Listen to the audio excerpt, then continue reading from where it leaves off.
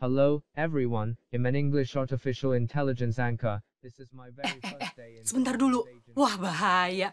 Jangan-jangan benar ya kata Pak Jokowi, pekerjaan saya juga bakal diganti sama robot. Setidaknya, ini presenter beneran yang diganti dengan memakai kecerdasan buatan.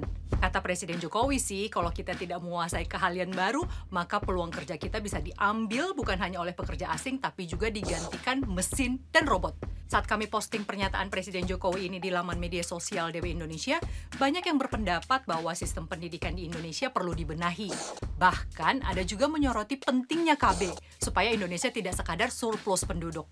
Bagaimana menurutmu? Tuliskan di komentar ya, sebenarnya apa sih yang dibutuhkan untuk meningkatkan kualitas SDM di Indonesia agar kita tidak tertinggal mengikuti atau menghadapi kemajuan teknologi yang berjalan cepat. Sebenarnya bukan hanya pekerjaan saya, AI juga menyasar pekerjaanmu. Tak sedikit lapangan pekerjaan yang tergusur seiring kemajuan kecerdasan buatan. Bagaimana tidak? Teknologi terbaru juga sudah bisa mengerjakan 2 tugas sekaligus. Atau seperti presenter AI asal Cina ini, I will work tirelessly to keep you yang bisa kerja non-stop 24 jam. Nah, sekarang ada juga yang namanya ChatGPT. Ini adalah chatbot berbasis kecerdasan buatan dari OpenAI yang bisa menjawab berbagai pertanyaan dengan cara santai, layaknya dalam percakapan biasa, jadi nggak kaku kayak robot. Di video sebelumnya ada juga yang menyebut saya begitu. Bukan hanya santai, ChatGPT ini juga cerdas. Dia bisa menulis coding dasar dan makalah kampus yang super keren. Bahkan, misalnya bisa ikut tes di Amerika Serikat, ChatGPT dijamin bisa lulus ujian masuk ke universitas, mulai dari sekolah bisnis, hukum, bahkan ujian izin praktik kedokteran. Kalau sudah bisa secanggih itu, apakah benar kecerdasan buatan bisa jadi ancaman bagi kita? Sebentar ya, coba kita tanya ChatGPT dulu. Nah, menurut si ChatGPT, kecerdasan buatan bisa meningkatkan efisiensi dan produktivitas manusia. Tapi ChatGPT juga bilang kalau AI punya dampak negatif seperti merampas lapangan pekerjaan. Jadi, apa yang bisa kamu lakukan untuk meningkatkan peluang mempertahankan pekerjaanmu? Learning how to learn fast and how to adapt, because things are changing super fast and it's going to change even faster in the future. Kalau kamu nggak bisa mengalahkan kecerdasan buatan, mungkin nggak ada salahnya sekalian nyemplung. Untuk mendapatkan manfaat yang terbaik, langkah pertama adalah menguasai teknik pemberian perintah kepada sistem mesin tersebut. Ini adalah teks singkat yang kamu ketikkan ke dalam AI. Rekayasa yang tepat dapat mengubah gambar ini menjadi seperti ini atau ini. Supaya kamu bisa melakukan pemrograman, kamu memang perlu mengikuti banyak pelatihan. Tapi keahlian ini dijamin membuka peluang pekerjaan untukmu. Untuk itu, tidak ada salahnya belajar coding. Tunggu dulu. Untuk apa belajar pemrograman? Kan sudah ada ChatGPT.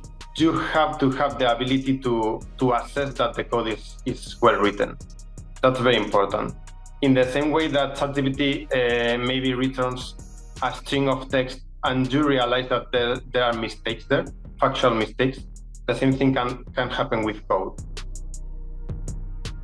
Kalau tidak bisa ilmu pemrograman seperti saya, setidaknya coba cari tahu perkembangan AI yang sudah ada di bidang pekerjaanmu. Ini akan menjadi keahlian yang sangat penting loh.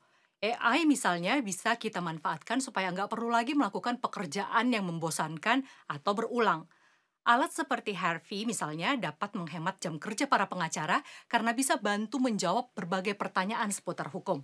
Atau GitHub Copilot yang menawarkan saran yang penting untuk programmer. Dan sisa waktu yang ada bisa kita pakai untuk berkonsentrasi menyelesaikan tugas-tugas yang lebih penting. Para peneliti misalnya, melalui simulasi AI dapat mengidentifikasi molekul potensial untuk obat baru dan bisa memilih cara terbaik untuk memproduksinya. Dengan menggabungkan data cuaca, program AI juga dapat meramalkan lebih baik daripada manusia. Dengan cara ini, situasi darurat seperti banjir atau angin topan dapat diantisipasi dan tindakan pencegahan dapat dilakukan. Tapi, apakah ini artinya lambat laun AI tetap akan bisa menggantikan semua keahlian manusia?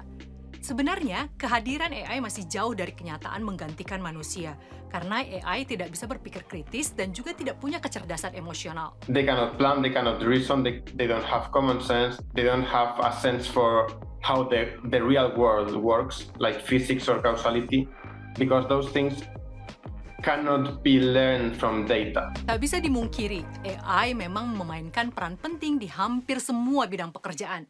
Forum Ekonomi Dunia memperkirakan pada tahun 2025 sekitar 85 juta pekerjaan akan digantikan oleh AI.